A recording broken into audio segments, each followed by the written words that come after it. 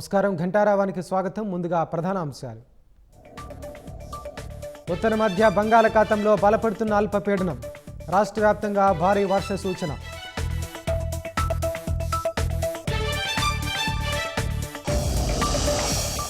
అధ్వానంగా గుంటూరు తుళ్లూరు రహదారి. మరమ్మతులు చేసిన వర్షాలకు దెబ్బతిన్న రోడ్డు.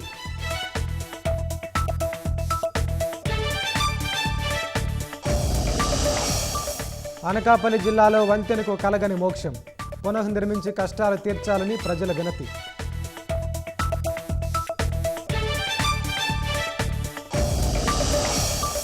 సుంకాలపై మరో బాంబు పేల్చిన ట్రంప్. ఫార్మాస్యూటికల్స్ దిగుమతులపై 100% టారిఫ్.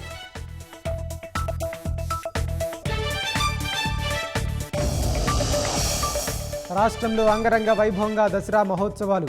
వివిధ రూపాల్లో భక్తులకు దుర్గమ్మ అభయం.